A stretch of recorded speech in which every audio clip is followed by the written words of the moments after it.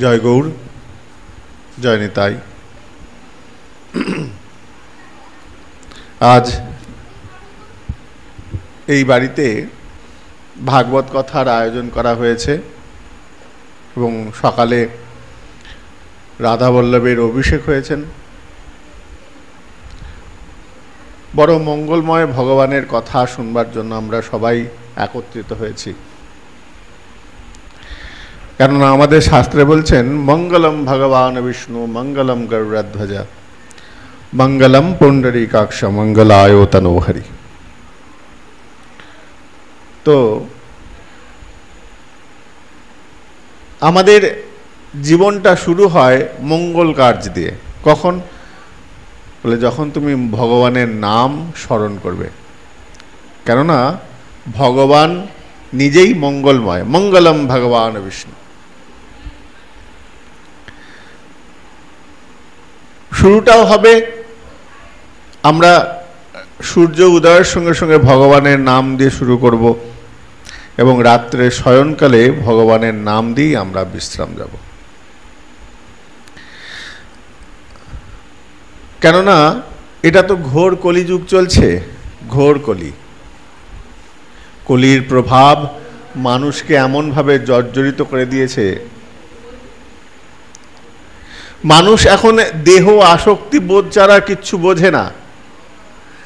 কলির মানুষ, তাকে তুমি ভালো কথা বলতে যাও, সে বুঝবে না। আসলে কলির প্রভাব তাদেরকে এমনভাবে জড়িয়ে ধরেছে, সেই জায়গা থেকে বেরিয়ে আসতে পারছে না। মহাজন বলছেন, আমাদের বৈষ্ণবীয় পদধারায় মহাজনগণ খুব সুন্দর সুন্দর পদ লিখে গেছেন। সেই পদগুলোকে যদি আমরা অনুধাবন করি, আমরা অনেক কিছু শিখতে পারি।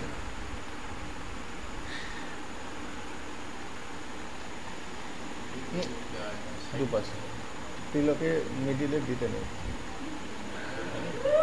মিডিল দেবে না, সবসময় সাইডে।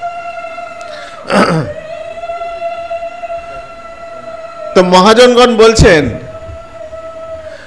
কত আর্তনাদার সঙ্গে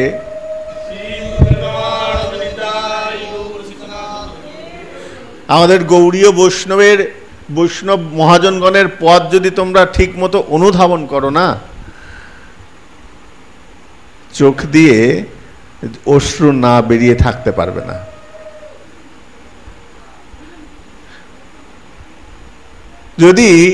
যদি তাদের হৃদয়ের মধ্যে প্রেম সঞ্জাত থাকে, ন্যূনতম যদি প্রেম বলে যদি শব্দটা সঞ্জাত থাকে, হৃদয়ের মধ্যে যদি ভালোবাসা, বিবেকবোধ ন্যূনতম থেকে থাকে, ন্যূনতম, ওই মহাজনী পদগুলো শুনলে পরে তাদের মনের মধ্যে ভগবত প্রেম জাগতে বাধ্য।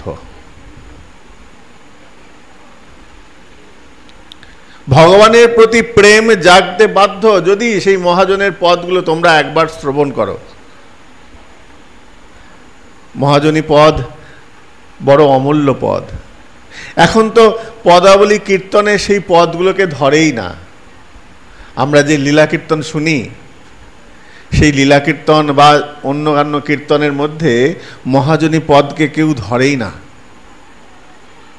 আর যারা বিশেষ কয়েকজন আছেন, তারা এই মহাজনী পদকে ধরে বিশ্লেষণ করে এগোয়। আমাদের গৌড়ীয় সম্পদে যা আছে না, সেগুলো যদি ঠিক মতো আস্বাদন করি, প্রেমে বিগলিত হতে বেশি সময় লাগবে না।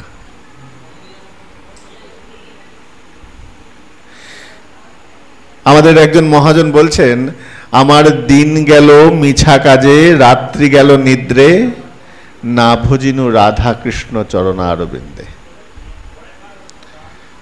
যেন তিনি তার পদের মধ্যে দিয়ে জগৎবাসীকে বোঝাতে চাইছেন, ওহে জগৎবাসী, আমাদের দিন গেল মিছে কাজে, রাত্রি গেল নিদ্রে। আমাদের দিনটা কিভাবে শুরু হচ্ছে জানো? আলস্য দিয়ে শুরু হচ্ছে। সূর্য উঠে মধ্য গগনে চলে যায়, তখনও আমাদের ঘুম ভাঙে না। আমার মতন পাপী ঘুম ভাঙতে চায় না। আহা, মহাজনগণ বলছেন, কত আদর করে বলছেন, আমার দিন গেল মিছে কাজে। যে বক্তা, যিনি রচয়িতা, যিনি লিখছেন, তিনি কিন্তু ভোর থাকতে উঠে তার নিত্যকর্ম করেন, কিন্তু তিনি যখন লিখছেন তখন তিনি বলছেন আমার দিন গেল মিছা কাজে। এত ভগবত ভজন করছেন, এত নিষ্ঠা, এত সদাচার মেনে নিয়ম পালন করছেন, তারপরেও তার মুখ থেকে বেরোচ্ছে আমার দিন গেল মিছা কাজে, রাত্রি গেল নিদ্রে, না ভজিনু রাধাকৃষ্ণ চরণারবিন্দে। আমাদের প্রতিটা দিন আমরা ভাবছি আমরা জন্মদিন পালন করি, 1 বছর হলে পরে 1 বছর হলো, 2 বছর হলো, 3 বছর হলো, তাই না? আমরা জন্মদিন পালন করি, জন্মবৎসরকে পালন করি, আমার এত বছর হলো। একটু অন্যভাবে যদি ভেবে দেখি, আমার আয়ু থেকে 1টা বছর কমে গেল। আমরা আনন্দ করছি যে বছরটা জীবিত রয়েছি, কিন্তু সেই বছরটা তোমার জীবন থেকে কেটে গেল। তোমার যদি 100 বছর আয়ু হয় আর তোমার যদি 20 বছর বয়স হয়, তাহলে তোমার বাকি পড়ে রইল আর 80 বছর। এখন আমি জানি না আমার কত বয়স, কিন্তু আমার জীবনের থেকে মূল্যবান সময় আস্তে আস্তে চলে যায়। মহাজন বলছেন দিন গেল মিছা কাজে, আবল তাবল করে খাচ্ছি, দাচ্ছি, ঘুমাচ্ছি, নোংরা চিন্তা করছি, কুচিন্তা করছি, এর পরনিন্দা, পরচর্চা, এইসবের মধ্যে মেতে রয়েছি। এইসবের মধ্যে মেতে রয়েছি আমরা। ও কি করলো, ও এটা কি করলো, হ্যাঁ আমাকে সম্মান করলো না, এই আমাকে বসতে দিল না, এইসব নিয়ে মেতে রয়েছি। কিন্তু একবারও না ভজিনু রাধা কৃষ্ণ চরণ আরবিন্দে, এই পাপী মুখ দিয়ে কৃষ্ণ নাম মুখে উচ্চারিত হয় না। দিন গেল মিছা কাজে।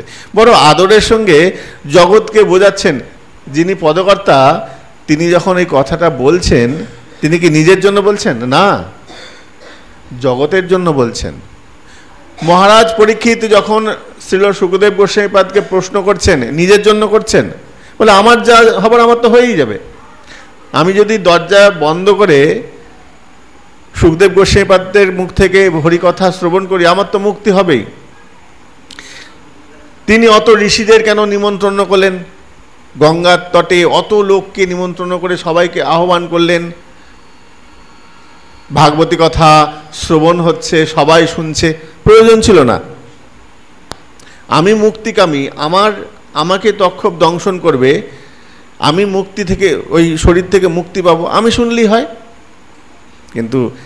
কিন্তু মহারাজ পরীক্ষিত কিন্তু সবাইকে ডেকেছেন, যত ঋষিবৃন্দ রয়েছেন, যত মুনি ঋষি, যক্ষ রাক্ষস দানব অপ্সরা মানুষ দেবতা সবাইকে আমন্ত্রণ জানিয়েছেন, এসো আমার বাড়ি, আমার এখানে হরিকথা কীর্তন হবে, শ্রীমদ্ ভাগবত কথা হবে, এসো সবাই শোনো। সবাইকে আহ্বান করেছেন। কেন না ভগবানের কথা শুনলেই মঙ্গল। যখনই শুনবে তখনই তোমার কি হবে? তোমার মঙ্গল হবে। আমরা প্রতিটা দিন হারিয়ে ফেলছি।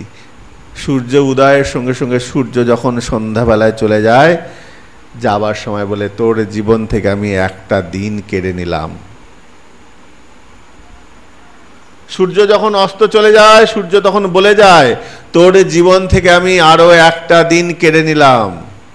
কি করলি? কি করলি তুই? শুধু পরচর্চা, পরনিন্দা, ঝগড়া, অশান্তি করেই দিন গেল কাটিয়ে দিলাম।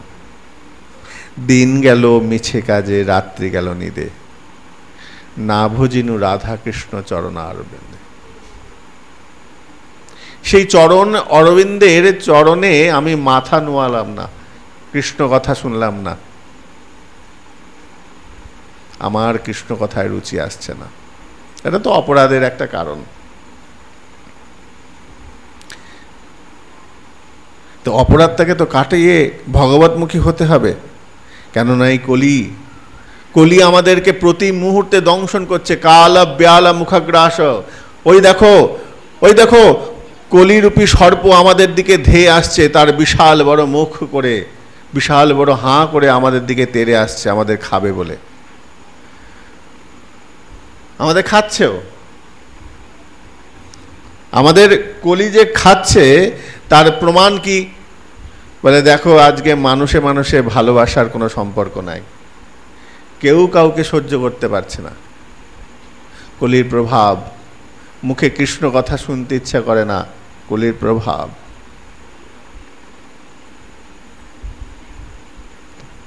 প্রত্যেক ঘরে ঘরে কলির প্রভাব প্রবেশ করে গেছে। প্রত্যেক বাড়িতে কলহ, চেঁচামেচি, ঝগড়া, অশান্তি। কেন হচ্ছে? কলির প্রভাব। কলি তার শক্তি দিন দিন প্রকাশ করছে। বড়রা ছোটদের দেখলে পরে মর্যাদা দেয় না, স্নেহ করে না, তেমনি ছোটরাও বড়দের দেখলে মর্যাদা করে না। প্রণাম করাটা তো উঠেই গেছে। বর্তমান সমাজে প্রণাম করলে পরে নাকি আনকালচার্ড, প্রিমিটিভ, প্রাচীন। বর্তমান সমাজে কেউ কাউকে যদি প্রণাম করে না, মনে করে কোন গ্রাম থেকে এসেছে। কেউ যদি ধুতি পরে তিলকমালা করে যায়, ব্যঙ্গ করে কোন গ্রামের বাসিন্দা এসেছে, কোন কেউ ভূত এসেছে।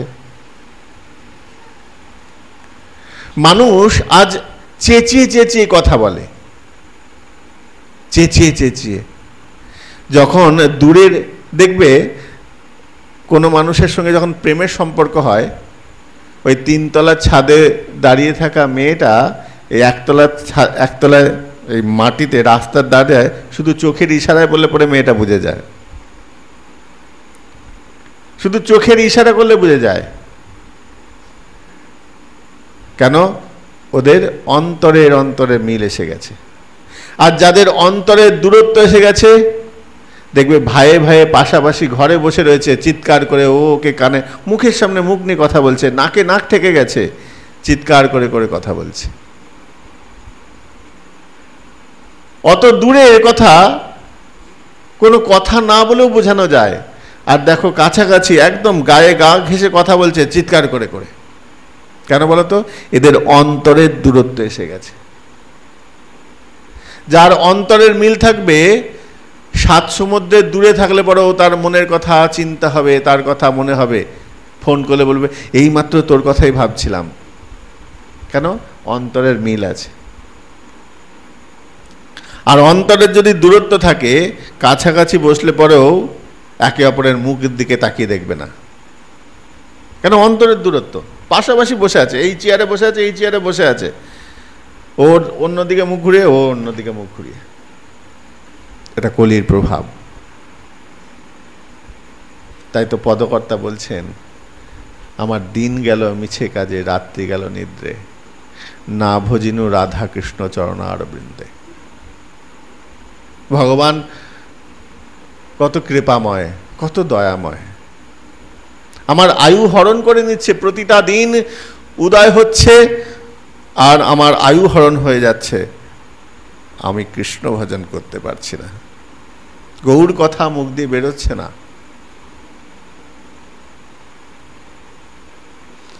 মহাজনগণ, ভাগবতের এক জায়গায় খুব সুন্দর একটা প্রসঙ্গ আছে। বলে তুমি কথা ভগবানের নাম উচ্চারণ করতে পারছো না, ভগবানের নাম কথা বলার ইচ্ছা হয় না। বলে কত সময় কোথায়, সারাদিন সংসারের কাজ করে, সারাদিন ধরে সংসারের দায়িত্ব পালন করে, আর ভগবানের নাম করার সময় কোথায়? বলে দিনের বেলায়, সকালবেলায় কাজ হচ্ছে না, বলে সকালবেলায় উঠেই তো মুখ টুক ধুয়ে কাজে চলে যেতে হয়, কৃষ্ণ নাম করার সময় পাই না। তারপর বললেন তারপরে দুপুরবেলায়, বলে দুপুরবেলা খেয়ে দিয়ে একটু বিশ্রাম করি, তখন কি আর হয়? তারপরে সন্ধেবেলায়, বলে সন্ধেবেলায় কত লোকজন আসে, কত আত্মীয় পরিজনের সঙ্গে কথা বলতে হয়, কতজন আসে, তাদের সঙ্গে দায়িত্ব পালন করতে হয়। বলে রাত্রিবেলা, বলে রাত্রিবেলা খেয়ে দিয়ে আর ইচ্ছা করে? সারাদিনটা কিভাবে কাটাচ্ছ? বলে চলে যাচ্ছে। 24টা ঘন্টা তোমার কত রকম ভাবে চলে যাচ্ছে। হ্যাঁ, 24টা ঘন্টা, কিন্তু 2 মিনিট ভগবানের কথা শোনার তোমার সময় নাই। হায় রে কলি, হায় রে কলির মানুষ। মহাজন বলছেন, দিবস রজনী আবোল তাবোল প্যাচাল পারিতে পারো, তাহার মধ্যে কি একেবারও কৃষ্ণ বলিতে নারো। ওহে মানুষ, ওহে কলির জীব, সারাদিন তো আবোল তাবোল অনেক কথা বলছো, অনেক অনেক কথা বলছো। এই খেয়েছিস, ফোন করেই কেমন আছিস, ভালো আছিস, খেয়েছিস, এই করেছিস, এই করেছিস, কত কথা বলছি। তাহার মধ্যে একবারও কি কৃষ্ণ বলিতে নারো। তুমি ফোন ধরে যে হ্যালো শব্দটা বলছো, হ্যালো বলি আমরা, হ্যালো হ্যালো বলি না? যখন ফোনটা রিসিভ করি তখন কি বলি? হ্যালো। কাকে ডাকছো জানো? এই যে ফোন যে আবিষ্কার করেছে, তার প্রেমিকার নাম ছিল হ্যালোইন। ওই হ্যালোইনকে বলে, তুমি, ওই আবিষ্কর্তা বলছে, আমি যখন এই আবিষ্কার করছি তোমার নাম সারা জীবনের জন্য অমর হয়ে থাকবে। যারা এই ফোনটা রিসিভ করবে বা ফোনটা কাউকে করবে, তখন তোমার নাম উচ্চারিত হবে। প্রথম যখন ফোনটা ওর তৈরি করে একটা ফোন তার ওই প্রেমিকাকে দিয়েছে, একটা নিজের কাছে রেখেছে। তো ওই ফোনটা প্রথম রিং বাজছে, মেয়েটা ফোনটা তুলেছে। ফোনটা তুলতে ওই ছেলেটা প্রথম যে কথাটা বলল, হ্যালো, আসলে ওই মেয়েটার নাম ধরলো। তাহলে আমরা যখন হ্যালো শব্দটা বলছি, ওই মেয়েটাকে ডাকছি। আমরা এগুলো তথ্যগুলো জানি না, কিন্তু আমরা যারা গৌর পরিজন, আমরা যারা গৌর অনুগামী, যারা নিতাই চাঁদের অনুগামী, যারা রাধা কৃষ্ণের অনুগামী, তারা কি বলে জানো তো? ওই হ্যালো শব্দটা ব্যবহার করে না। তারা ফোন ধরে হরে কৃষ্ণ বলে, নিতাই গৌর বলে, জয় নিতাই, জয় রাধে। যার যেমন আরাধ্য, যার যেমন ইষ্ট, যার যেমন গুরুদেব যাকে যেরকম শিক্ষা দিয়েছেন, তারা সেই কথা বলে। কেন? আমার শ্রীমন মহাপ্রভু বললেন, খাইতে শুইতে যথা তথা নাম লয়, দেশ কাল নিয়ম নাই, সর্বসিদ্ধি হয়। শোনো, তুমি সারাদিনে সময় পাও না, তোমার সারাদিন একটুও সময় হয় না, বলে যখন যখন সুযোগ পাবে যে কথা বলবে, সে কথা কৃষ্ণ কথাকে জড়িয়ে নিয়ে বলবে, আমার গৌর কথাকে জড়িয়ে নিয়ে বলবে, নিতাই কথাকে জড়িয়ে নিয়ে বলবে। বলে তাকে তো ডাকা হলো, ডাকতে তো পারলে, বৃথা গেল না, তোমার ডাকটা বৃথা গেল না, ওটা সঞ্চয় হলো। তুমি যখন কৃষ্ণ নাম বলে ডাকছো, গৌর নাম ধরে ডাকছো, যখন ফোনটা ধরে বলছো জয় নিতাই, কেমন আছেন, নিতাইয়ের কাছে কথাটা পৌঁছে গেল, আমার নিতাই যাদের চরণে কথাটা পৌঁছে গেল। আমি যখন হরে কৃষ্ণ বলছি, আমার হরে কৃষ্ণের মধ্যে আমার গৌর সুন্দরের কাছে কথাটা পৌঁছে গেল। যখন আমি জয় রাধে বলে ডাকছি, আমার রাধারানীর চরণে কথাটা পৌঁছে গেল। যখন আমি জয় গৌর বলছি, আমার কথাটা গৌরের চরণে গেল, আবল তাবল জায়গায় গেল না। আমি কারোর প্রেমিকার কাছে পাঠালাম না, আমার মনের কথাটা কোনো প্রেমিকাকে দিলাম না, আমি আমার গোবিন্দ চরণে দিলাম। এটা কি দোষ? এটা কি দোষ? যদি আমি এটা করি, এটা কি দোষ? সঞ্চয় তো হলো। সারাদিন তো বলার কিছু বলতে পারি না। আগেকার দিনে যখন ইউপিতে, এখন তো উঠে গেছে, উত্তরপ্রদেশে মানুষের সঙ্গে মানুষের যখন দেখা হতো না, তখন রাম রাম করতো। একজন ওই দিক থেকে আসছে, একজন এই দিক থেকে যাচ্ছে, তো সকালবেলা দেখা হয়েছে, রাম রাম कैसे है, ও বলছে রাম রাম আচ্ছা হ্যাঁ। তুমি অত দূরে নয়, তুমি বৃন্দাবনে চলে যাও, আমাদের শ্রীরাম নবদ্বীপে, মায়াপুরে, একে অপরের সঙ্গে যখন দেখা হয়, খুব নিবিড় যারা ভক্ত, উত্তম শ্রেণীর যারা ভক্ত, উত্তম ভক্ত তো অনেক রকমের হয়, স্তর বিন্যাসে অনেক রকম ভক্ত হয়। সুবিধাবাদী ভক্ত আছে, সুবিধার জন্য ভক্ত হয়, খাবার জন্য ভক্ত হয়। কিন্তু যারা প্রকৃত প্রেমিক ভক্ত তারা এক ভক্ত অপর ভক্তকে দেখলে পরে জয় নিতাই, জয় গৌর, হরে কৃষ্ণ, নিতাই চাঁদ, গৌর হরি, জয় রাধে।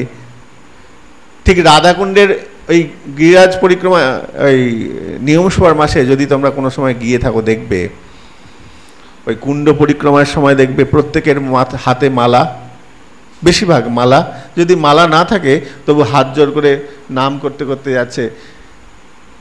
হঠাৎ করে দেখবে পেছন দিকে একটা টলি এসে জয় রাধে করে চিৎকার করে উঠল। ওখানে কেউ প্যাঁপু বাজায় না, হ্যাঁ দেখবে, ভালো করে গিয়ে দেখবে, প্যাঁপু বাজায় না। আমরা এখানে হর্ন দিই, প্যাঁপু বাজাই, ওখানে প্যাঁপু বাজায় না। বলে কি হলো, যে বলছে তার মুখ দিয়েও রাধা নাম উচ্চারিত হলো, যে শুনছে তার কান দিয়েও রাধা নাম প্রবেশ করলো, রাধা নাম উচ্চারণ হলো। ওই রিক্সা, টলি, কেউ হয়তো ভিড়ের মধ্যে এলোমেলো ভাবে যাচ্ছে, খুব ভিড় থাকে, তো ওই ভিড় কাটানোর জন্য তারা ওই রাধা নামকে আশ্রয় করে। নবদ্বীপে চলে যাও, জয় গৌর বলে আস্বাদন করে। তুমি এক চক্রায় চলে যাও, নিতাই চাঁদের নাম ধরে ডাকে। মায়াপুরে চলে যাও, দেখবে হরে কৃষ্ণ নাম ধরে ডাকে। তুমি যেখানেই যেই বলেই ডাকো, যাচ্ছে তো আমার গোড়ায়, হ্যাঁ যাচ্ছে তো আমার গোড়ায়, আমার গৌর সুন্দরের কাছেই তো কথাটা যাচ্ছে, আমার শ্রী গোবিন্দের কাছে কথাটা যাচ্ছে। যেন তেন প্রকারেণ আমার কথাটা, আমার মনের অভিলাষটা যেন আমি তাদের কাছে পৌঁছাতে পারি।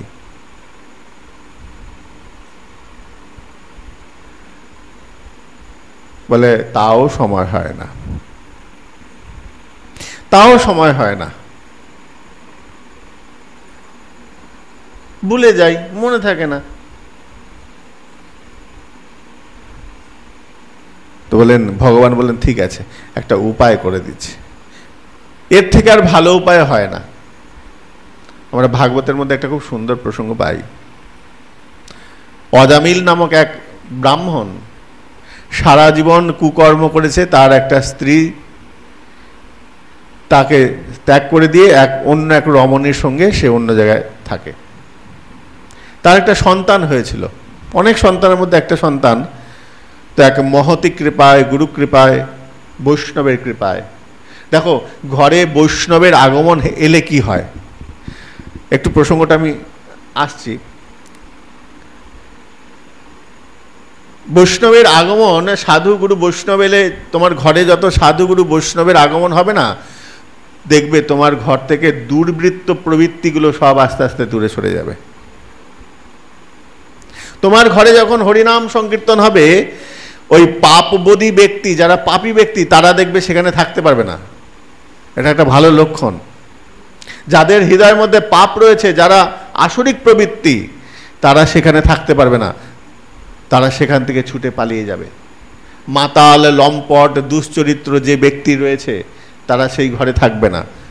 ঘরে যখন নাম সংকীর্তন হবে, উচ্চস্বরে কীর্তন হবে, তাদের শরীরে এত পাপ, এত অপরাধ সঞ্চয় রয়েছে যে তোমার কৃষ্ণ নাম তার কাছে বিরক্তির কারণ, শুনতে ইচ্ছা করবে না। যত যত তোমার বাড়িতে সাধুর আগমন হবে, তত তত দেখবে তোমার সেই মাতাল বন্ধুদের আগমন কমে যাচ্ছে। হ্যাঁ গো, খুব বাস্তব কথা। যত যত তোমার ঘরে সাধু বৈষ্ণবের আগমন হবে, তোমার ঘরটা পবিত্র হবে।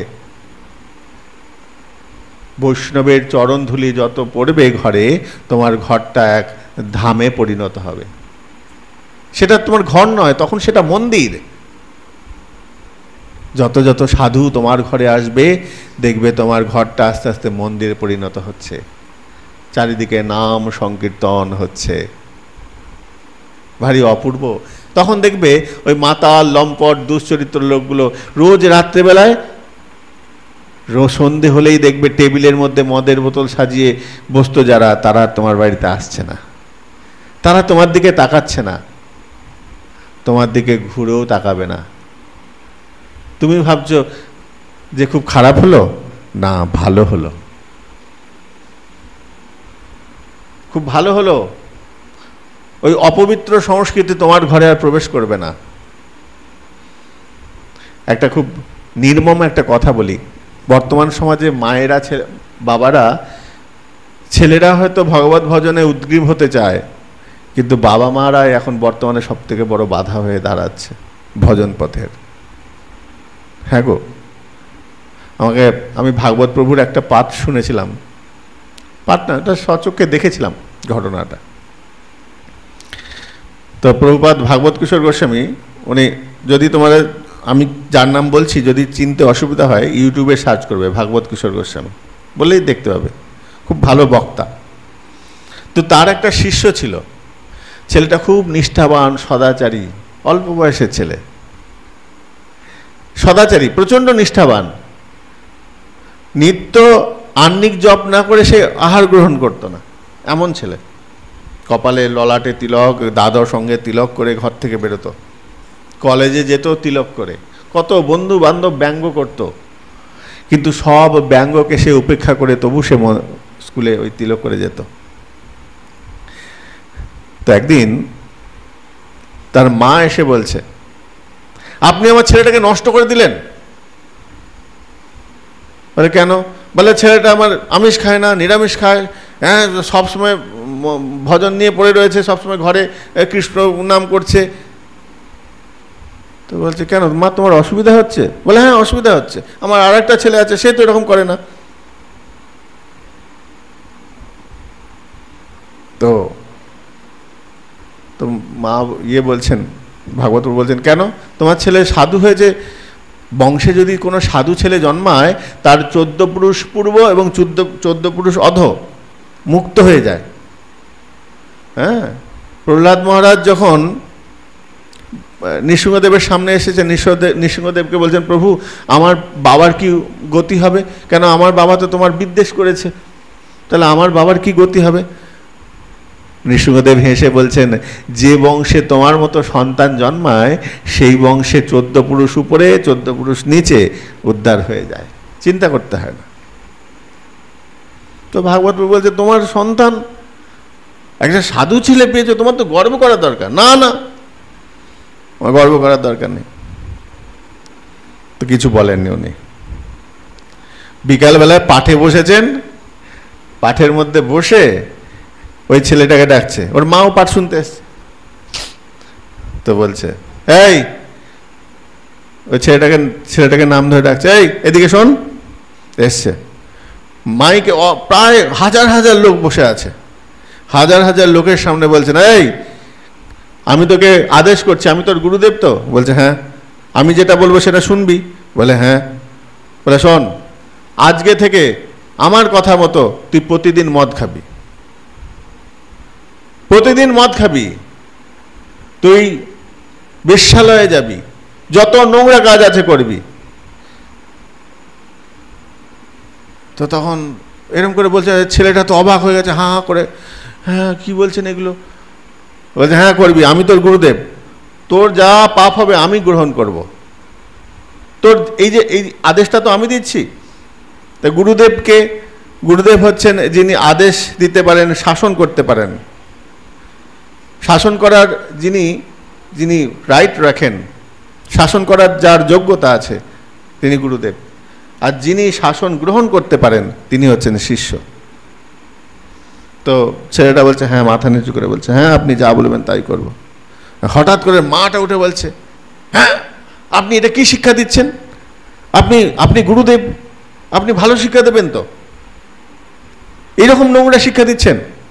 তখন পাঠের মধ্যে বলছেন, মা তোমার ছেলেকে তো আমি ভালো শিক্ষায় শিক্ষিত করেছিলাম, তোমার ছেলে নোংরা বন্ধু বান্ধবের সঙ্গে মেশে না, মদ খায় না, কোনো চরিত্র খারাপ নয়, সৎ চরিত্রবান, ভগবত ভজন করে। তোমার তো গা জ্বলছিল। তোমার আরেকটা ছেলে রোজ রাত্রে মদ খেয়ে আসে, সেটার বেলা তোমার খুব ভালো লাগে। ছেলে মদ খেয়ে এসে খাবার টেবিলে ভালো করে ভাত মাখতে জানে না, হেলতে দুলতে আসে, দরজা কোনো মতে খোলে ভাত মেখে মেজেতে খাচ্ছে, থালা থেকে ভাত মেজেতে মেখে খাচ্ছে, মুখে দেওয়ার জায়গায় গালের মধ্যে দিচ্ছে। তুমি ভাবছো আহা আমার ছেলে কত মডার্ন। আর যে ছেলে তোমার নিত্য ভগবানের প্রসাদ নিবেদন করে নিত্য গ্রহণ করে, মুখে কৃষ্ণ নাম উচ্চারিত হয়, তুমি সেই ছেলে তোমার পছন্দ নয়। মা তখন হাউ হাউ করে কাঁদছে, বলে সমাজের সঙ্গে মিশতে পারে না। বলে সমাজ, যেই সমাজে তোমার ভগবত বিদ্বেষী হয়ে যায় সেই সমাজকে তুমি পরিত্যাগ করে দাও। যে সমাজ তোমাকে ভগবানের কথা শুনতে দেয় না, ভগবানের কথা বলতে দেয় না, সেই সমাজকে তুমি পরিত্যাগ করে দাও। লোচন দাস বলছেন, যে দেশে নিতাই নাই সে দেশে না যাব, নিতাই বিহনে মুখ কবু না দেখিব। বলছে যে মুখে নিতাই যাদের কথা হয় না সেই মুখ দর্শন করব না। হ্যাঁ, এত কঠিন কথা। যে দেশে নিতাই নাই, যে দেশে আমার নিতাই যাদের কথা হয় না, আমার গৌর গোবিন্দের কথা হয় না, আমার ভগবানের কথা হয় না, সে দেশে যাব না। যে দেশে নিতাই নাই সে দেশে না যাব, নিতাই বিহনে মুখ কবু না হেরিব। যে আমার নিতাই চাঁদের কথা বলতে চায় না, নিতাই চাঁদের কথা শুনতে চায় না, তার কাছে কোনো কথা নাই, তার সঙ্গে কোনো কথা নাই, তার মুখ দর্শন করব না। এমন তীব্রতার সঙ্গে বলছেন। কি আধুনিক, কি আধুনিকের বড়াই করছো হে। আমরা যাদের প্রাচীন বলছি এটাই আধুনিক ছিল। ইতিহাস ঘেটে দেখো, যখন সারা বিশ্বে পড়াশোনা বলে কিছু ছিল না, তখন ভারতবর্ষের মানুষ সংস্কৃতে পড়াশোনা করেছে। যখন বিদ্যা বলে কিছু ছিল না, তখন বিদ্যা হতো। নালন্দা বিশ্ববিদ্যালয়, সেখানে 3 লক্ষ গ্রন্থ, কত গ্রন্থ পুড়িয়ে দেওয়া হয়েছে। ইতিহাস দেখো, ইতিহাস জানো। আমরা যে সংস্কারকে বহন করে চলছি সেই সংস্কার প্রাচীন সংস্কার, পুরো প্রাচীন। খাইতে শুইতে যথা তথা নাম লয়, দেশকাল নিয়ম নাই সর্বসিদ্ধ হয়। আমার শ্রী গৌরাঙ্গ মহাপ্রভু জগৎকে প্রেম বন্যায় ভাসিয়েছেন, গৌর হরিনাম কীর্তনে জগৎকে ভাসিয়েছেন। এক বৈষ্ণবের কৃপায় ওই অজামিলের সন্তানের নাম রাখা হলো নারায়ণ। তো নারায়ণ নাম রেখেছে। মৃত্যু শয্যায় অজামিল শুয়ে আছে ঘরের মধ্যে, অন্ধকার আচ্ছন্ন ঘর, অন্ধকার ঘরের মধ্যে শুয়ে রয়েছে অজামিল। এমন অবস্থা, একটু 1 গ্লাস জল খাবে, সেই জল খাওয়ার শক্তিটুকু নাই। শরীর দুর্বল, বার্ধক্যের স্বভাব। বার্ধক্য কি হয়? শরীরকে ক্ষীণ করে দেয়, দুর্বল করে দেয়। বার্ধক্য ভুগছেন, বিছানায় শুয়ে রয়েছেন। বিছানায় শুয়ে একটা কথা বলি, এই বিষয়টা যদি আমার মধ্যে হয় তাহলে মনে করবে আমিও পাপী। যদি কোনো ব্যক্তি বার্ধক্য বয়সে পরিবার পরিজনকে ভোগায়, নিজেও ভুগে পরিবার পরিজনকে ভোগায়, তাহলে মনে করবে তার মধ্যে অনেক পাপ সঞ্চয় আছে। বিছানায় শুয়ে শুয়ে পায়খানা করছে, এগুলো লক্ষণ, এগুলো লক্ষণ। সাধু চিনিবে মরণে, আর দেবতা চিনিবে চরণে। দেবতাদের চরণ ধুলি মাটিতে পড়ে না। হ্যাঁ,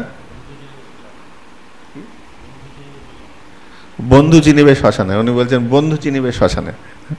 না না, কে বলেছে? এখন সব মাতাল। আমরা নবদ্বীপের বাসী তো, একটা মরার পেছনে প্রায় 100 জন লোক আসে শুধু খাবার জন্য, শুধু মদ খেয়ে ওখানে পড়ে থাকবে। ওই হোটেলগুলো চলছে শুধু। হ্যাঁ, তো যে ব্যক্তি দেখবে মৃত্যুর আগের মুহূর্তে দেখবে কষ্ট, নিজেও কষ্ট পাচ্ছে, পরিবারকেও কষ্ট দিচ্ছে, মনে করবে তার মধ্যে অনেক পাপ রয়েছে। উপরে হয়তো সে বিশাল জাঁকজমক, উপরে মালা তিলক করছে, কিন্তু ভেতরে পাপ সঞ্চয় রয়েছে। পাপ এবং অপরাধ এই দুটো বিষয় আলাদা, যদিও দুটো এক বিষয় না। মালা তিলক আসাটা হচ্ছে ভজনের লক্ষণ, আর পাপ হওয়াটা ওটা অন্য বিষয়। পাপের ভাগ আলাদা, অপরাধের ভাগ আলাদা। পাপের শাস্তি আলাদা, অপরাধের শাস্তি আলাদা।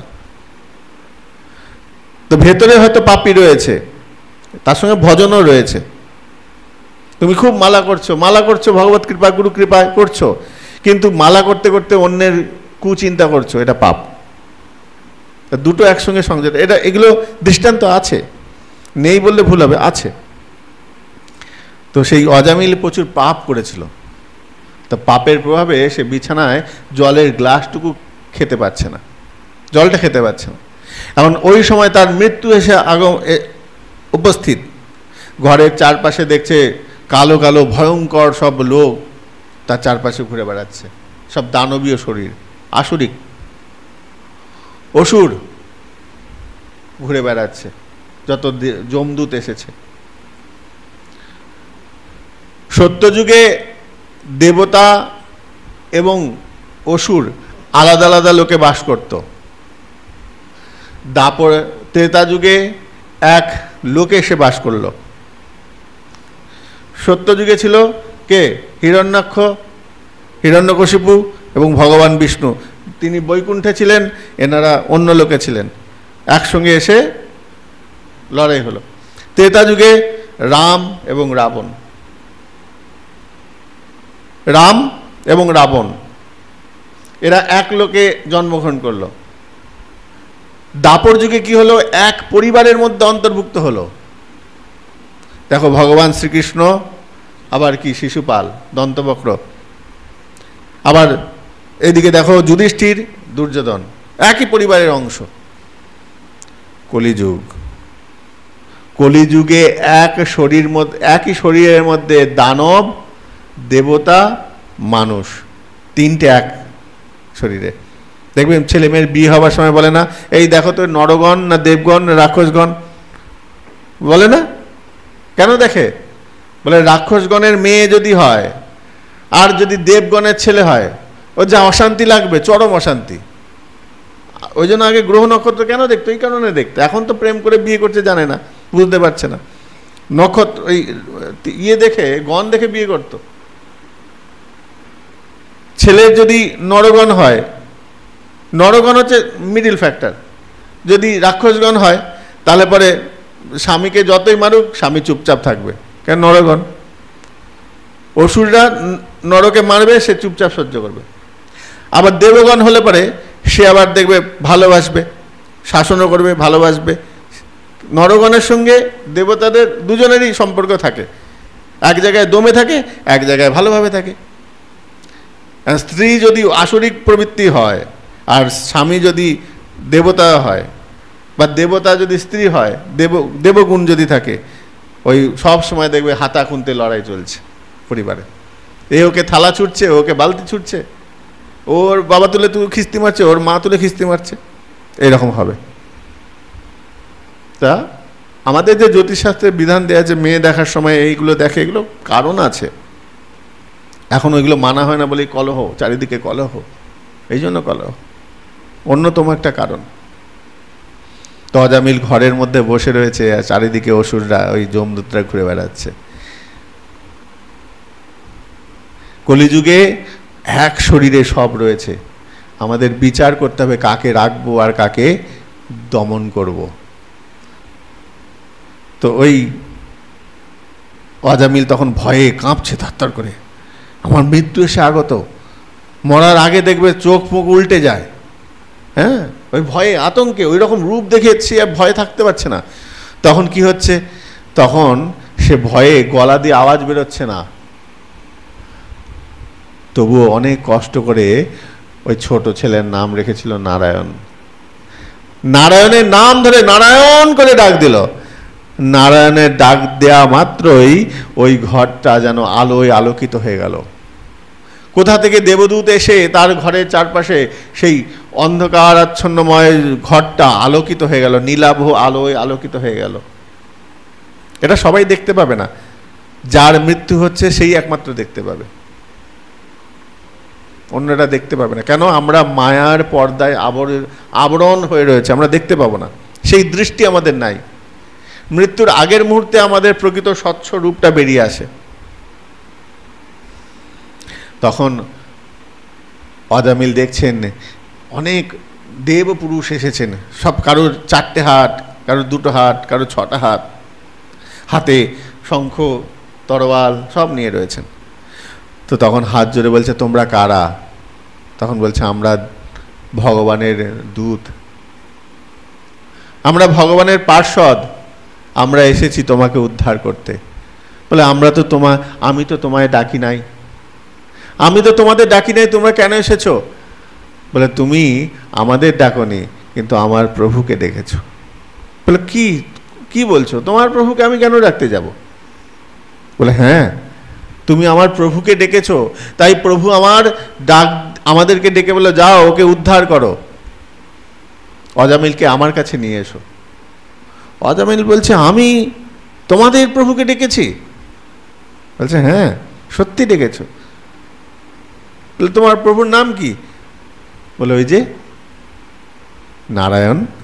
বলে, নারায়ণ তোমার ছেলের নাম? বলে, তোমার ছেলের নাম হতে পারে, কিন্তু তোমার ছেলের নাম যে দিয়ে গেছেন তিনি ভগবানের নামকে উদ্দেশ্য করে দিয়ে গেছেন। এক মহতি কৃপায়, আসলে ওই অজামিলের স্ত্রী ছিল, তো এক ভিখারি এসেছিল, ভিখারি এসে বলছে, মা ভিক্ষা দাও। তো ভিক্ষা দিয়েছে, ভিক্ষা দেওয়ার পর ওই সাধু বলছে, মা আমার তো কিছু দেয়া কর্তব্য, বলো আমি কি দেব তোমার? তখন বলছে, কি দেবেন আপনি? তখন ছেলেটা শুয়েছিল, সদ্যজাত সন্তানটা। তখন বলে, ঠিক আছে মা, আমি একটা তোমার ছেলের নামকরণ করে দিয়ে যাই। বলে, হ্যাঁ বাবা, তাই করো। ছেলের নামকরণ করেছে নারায়ণ। সেই নারায়ণকে উল্লেখ করে যখন ডেকেছে অজামিল, সাক্ষাৎ ভগবানের স্বরূপ পার্শ্বদ এসেছেন তাকে নিয়ে যাওয়ার জন্য।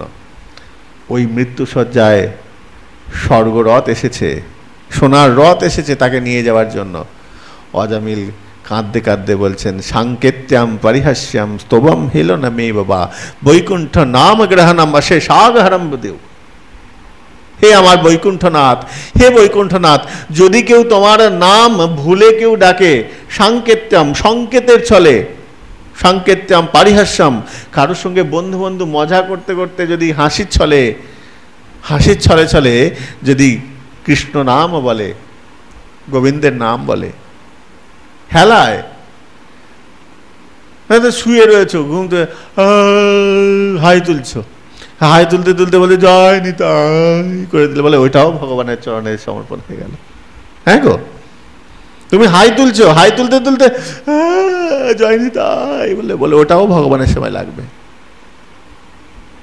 হেলায় এমন কৃপাময় কে আছে বলো? কত ছাড় দিচ্ছেন। সাংকেত্যাম পরিহাস্যাম। ওই জন্য অজামিল কাঁদছে, অজামিল কাঁদতে কাঁদতে বলছে, আমি তো সারাটা জীবন তোমার নাম করতে পারি নাই, আমি এখন যে নামটা করেছি সেই নামটাও আমার ছেলেকে ডেকেছি, তুমি কত বড় কৃপাময় হে প্রভু, তুমি আমায় কৃপা করে তোমার দেবদূতদের পাঠিয়ে দিয়েছ আমাকে রক্ষা করার জন্য। সাংকেত্যাম পরিহাস্যাম স্তবম হেলন মে বাবা, যদি তুমি স্তব করো বৈকুণ্ঠ নাম, যখনই তুমি বৈকুণ্ঠনাথের নাম মুখে উচ্চারিত হবে, বৈকুণ্ঠ নাম গ্রহণম যখন গ্রহণ করবে, কি হবে? অশেষাগহরম বিদু, সেই সাক্ষাৎ ভগবান তোমার যত পাপ সব পাপকে হরণ করবে। বলে, কিভাবে ডাকছো?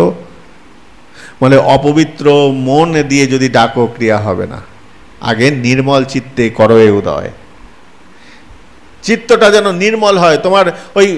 ওই যখন অজামিল ডাকছে, কোন অবস্থায় ডাকছে? তার আর কেউ নেই, অসহায়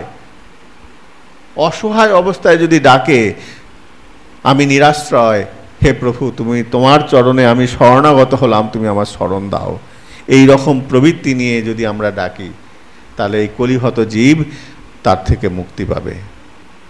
বলে, কলির প্রভাব কি হবে? বলে, কলির প্রভাব তাকে স্পর্শ করতে পারবে না। এই যত মাতাল লম্পট দুশ্চরিত্র, এই প্রবৃত্তি তার মধ্যে প্রবেশ করবে না। তোমার মধ্যে কৃষ্ণ নাম, কৃষ্ণ গুণ, দুঃখের মধ্যেও তুমি ভগবানের কথা চিন্তা করবে, তোমার কষ্টটাও তোমার কাছে একটা খুব ছেলে খেলার মতো মনে হবে। তোমার মনে হচ্ছে অনেক কষ্ট, সংসার বিষানলে দিবানিশিহা জ্বলে, অন্যান্য মানুষের সংসারের জ্বালাটা যেরকম জ্বলে, কৃষ্ণ ভক্তের সংসারের জ্বালা অনুভব নাই। পার্থক্য এখানে। অন্যান্যরা দেখবে গলায় দড়ি দিয়ে মরতে যাচ্ছে, গায়ে আগুন দিচ্ছে, কিন্তু কৃষ্ণ ভক্ত কি করে, তার দুঃখের কথা আনন্দের কথা সব ভগবানকে গিয়ে জানায়, ভগবানের কাছে বলে প্রভু আরো আরো কষ্ট দাও, যত যত তুমি কষ্ট দেবে তত তত আমি তোমার নাম করতে পারবো। এটা হচ্ছে ভক্তের লক্ষণ। প্রকৃত যারা ভক্ত হবেন, উচ্চ স্তরের ভক্ত হবেন, তারা কখনো ভগবানকে দোষারোপ করেন না। আমি যা পেয়েছি তার জন্য ভগবানকে কৃতজ্ঞতা জানাই, যা পাইনি তার জন্য ভগবানকে দোষারোপ করি না। ভক্ত হতে গেলে অনেক পরীক্ষার মধ্যে দিয়ে যেতে হয়, সবাই ভক্ত হতে পারেন না। ভক্তের প্রকাশ হতে পারে, ভক্তের আভাস হতে পারে, কিন্তু ভক্ত অন্তঃকরণ থেকে হতে হয়, ভেতর থেকে, অভিনেতা নয়, অন্তঃকরণ থেকে। আর যার ভেতরের প্রকাশ বাইরের সমান প্রকাশ থাকবে, যার ভেতরে অন্যরকম বাইরে অন্যরকম, তার প্রকাশ একদিন জগৎ জানতে পেরে যাবে, বেশি দিন ধরে রাখতে পারবে না, বেরিয়ে পড়বে। তুমি ওই দগদগে আগুনটাকে বেশিক্ষণ ওই কাঁচা শাক দিয়ে চাপা দিয়ে রাখতে পারবে না, সে বেরিয়ে পড়বে। যখন অন্তঃকরণ কৃষ্ণময় হয়ে যাবে, যখন অন্তঃকরণ গৌরময় হয়ে যাবে, তখন আর তোমাকে কোনো রকম পাপ স্পর্শ করতে পারবে না। কেননা যে হৃদয়ে তোমাকে ধারণ করেছি, তুমি তো মঙ্গলম ভগবান বিষ্ণু, মঙ্গলম গরুড়ধ্বজা, মঙ্গলম পুণ্ডরীকাক্ষম, মঙ্গলায় তনোহরি। তুমি হে মঙ্গলময় ভগবান, তুমি যখন আমার হৃদয়ের মধ্যে আছো, তখন কোনো অপবিত্র বিষয় আমার মধ্যে প্রবেশ করবে না। এই হচ্ছে ভগবত ভজনের এই বিশেষ গুণ। আজকে আর নয়, অনেক রাত হয়ে গেল, আজকে এখানে হরিকথার বিশ্রাম রাখছি। নিতাই গৌর শ্বেতনাথ প্রেমানন্দে, হরি হরি বল। জয় জয় শ্রী রাধে শ্যাম।